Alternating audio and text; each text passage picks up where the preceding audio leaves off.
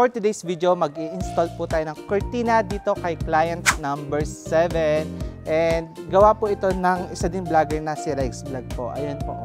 Wall to wall po yung magiging design po ng cortina dito kasi kung napansin nyo naman po. Ano masabi mo, te? Hindi, sige, bibili kita pag nabalik ako. Ito naman po yung bahay ng subscribers po natin from France. Marami po tayong kulay. Ayan, nasa inyo lang po. Kilala na po talaga ito pagdating sa blinds. So, ayan po, bago natin pundar yan. Hello mga ka-viewers! Kamusta po kayo ngayon? Nagbabalik po ako para update kayo sa another vlog. For today's video, mag-i-install po tayo ng cortina dito kay client number 7. So ito po mga ka-viewers, meron lang po tayo mga cortina na papalitan dito dahil nga po yung owner is plano po mag-upgrade from regular po na cortina into elegant po na curtains. Then meron po tayo dito mga lalagyan ng blinds na kaparehas po ng nailagay niya na po na blinds po. No? Ito po palang bahay po ito ng subscribers natin from Qatar and gawa po ito ng isa din vlogger na si Rex Vlog po. Ayan po.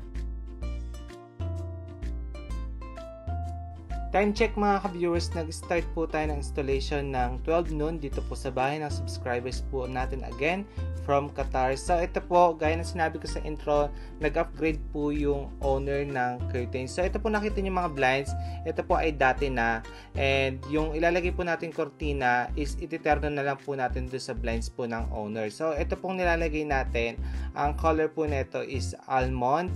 So same procedure lang po din. Nag-drill po tayo and after natin mag-drill, naglagay po tayo ng bracket para po sa pagsasabitan ng cortina. Ito po yung sabitan ng cortina natin. Ang tawag po dyan is rail track. Then yung nakarolyo po, ito naman po yung nagpapamove para po dun sa fabric na gamit natin gaya po ng linen and nung blackout curtains. So ito po, wall to wall po yung magiging design po ng cortina dito kasi kung napansin nyo naman po, yung rail track po ay umabot sa dulo po ng wall hanggang sa kabilang dulo pa ng wall or tinatawag din itong gantang design na end-to-end.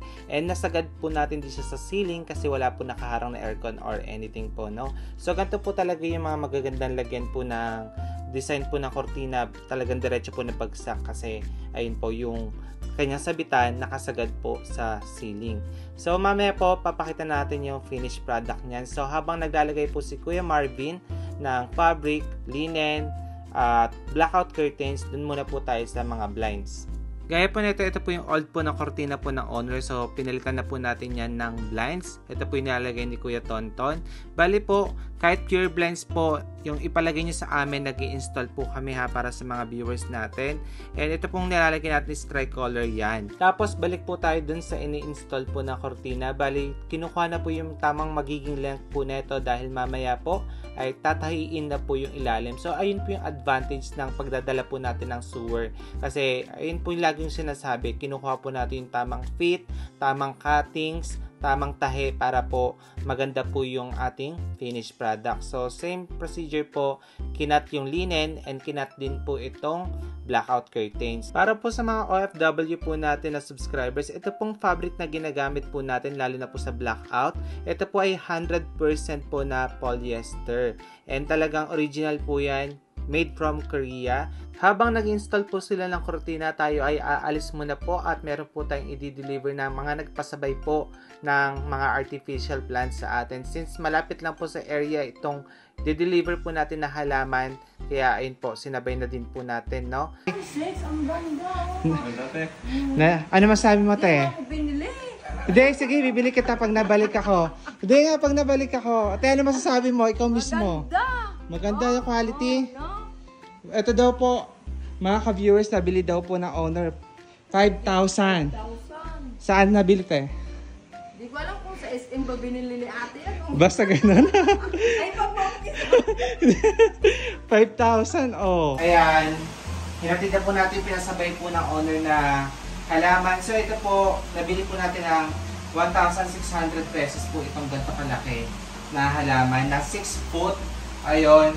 So, since nagpasabay, nagbigay lang po sila ng pakonsuelo sa gas, ganyan po dahil sinabay lang po siya. Pero ito po talaga presyo niya, 1,600. Then, ito din po yung isa. Ito yung banana naman. Kasi parang banana po talaga yung dahon niya. Ayan. 1.5 naman po ito, 6 feet din po ito. Ganun po kalaki at kamumura po itong halaman. Ayan. So, at least na-deliver na natin. So, meron pa tayong dalawang halaman po. Ayun, pipick upin na lang po sa sasakyan natin at i-meet up po natin yung nagpasabay ng dalawa pang halaman. Makalipas po ang ilang oras, ito na po ang ating finished product. So, ito na po ang living area ng owner. Diba? Ang ganda-ganda na po. At napaka-elegante na po ng kanyang kortina. And ito naman po yung sa family area. Bali, wall-to-wall din po yan. And ito naman po yung sa other side. Wall-to-wall din po ito. O, ayan o, ang ganda. Social. And ayun nga po, nagloko yung ating lapel. So, voice over na lang po, no? So, ito, nilagyan din po natin ng blinds. Again, tricolor po ang tawag dito. And gusto ko lang po linawin, even mga blinds, vertical blinds, nag-i-install po tayo. Kung ano pong gusto nyo pong ipalagay, ayun po. Then, ito naman po yung kortina na nilagay po natin dito sa sliding door. So, ito po, hindi na po natin sinagad, no? Dahil po, since nasa second floor naman po, ayun, yan na lang po yung ginawa natin. Anyway, ito na po yung finished product natin. And gusto ko lang din po magpasalamat sa owner. Appreciation lang po dahil pinaghanda po tayo ng merienda. So mga ka-viewers, paalis po tayo ngayon at papunta po tayo ng San Simon, Pampanga. Dahil meron po tayong susukatan po na bahay doon ng ating subscribers, no? Hopefully po, ma-close deal po natin yon para meron po kayong aabangan sa vlog. And ayun po, no?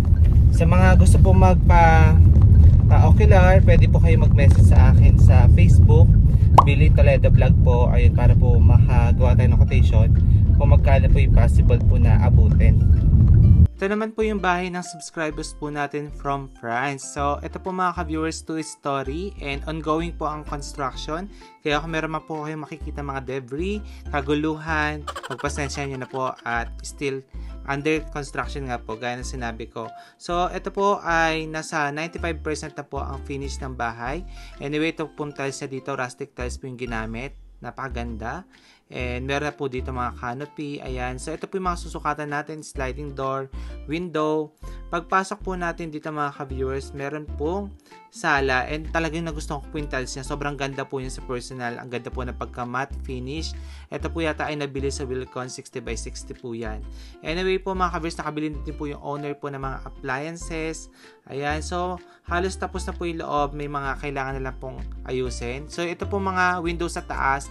Plano po ng owner is blinds din. Ako po, habaan ko na lang po yung adjustan para po na-adjust po ng owner yung blinds po kahit na medyo may kataasan po yung window na yan. Kasi kaya po yung ganun yung design, gusto daw po may sunlight po na papasok sa bahay.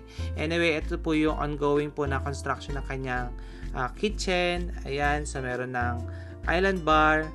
Then, dito po, mga blinds ilalagay natin dyan. Share na po natin yan sa vlog, no? Para po yung owner po, kahit nasa France sila, na-update po sila sa itsura po ng pinapagawa nilang bahay. So, ito po, siguro powder room po yung nasa ilalim po ng stairs. Then, dito po sa bandang stairs, meron pong common bathroom. Ayan. So, ito halos tapos na po. Ilaw na lang yung kulang. Then, ang ganda rin po ng kulay ng kanilang bathroom dito. Sa stairs naman po, meron pa rin pong mga gagawin dito, lalagyan pa ng tiles. Anyway, meron na pong railings, tempered glass po yung ginamit. Ito, meron sila maliit na window doon, blinds po yung ilalagay natin.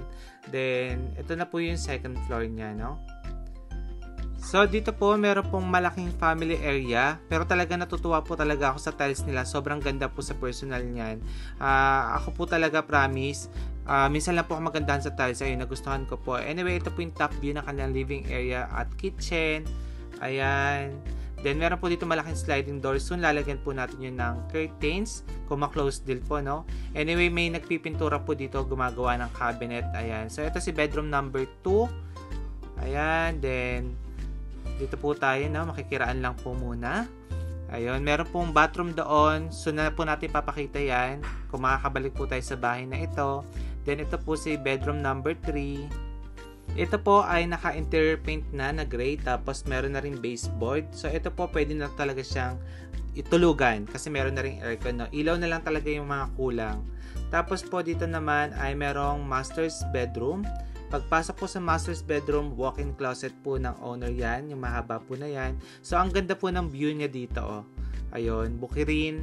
Tapos, ayun po yung walk-in closet. Ayan, so hindi ko na po ako pupunta sa dulo, ha. Tapos ito na po yung master's bathroom niya. So ito po may kalakihan sa personal. Then ito naman po yung master's bedroom. So malaki din po yung mga sliding door niya dito. So ito po, soon abangan niyo po yung magiging itsura ng kortina niyan. Anyway, yun po yung warehouse kung saan po tayo nag-vlog ng mga container house. Malapit lang po sila dito. Ayan. Then, nakatiles na rin po dito sa labas. Matte finish din po ang ginamit. And ang gusto ko po dito sa kanilang balcony, nakapaikot po sa bahay. Lahat may access po. Kaya talaga yung hangin. Talaga kung gusto nyo magpalamig, ayan. Tapos kung naiinip kayo, ikot-ikot lang po sa bahay.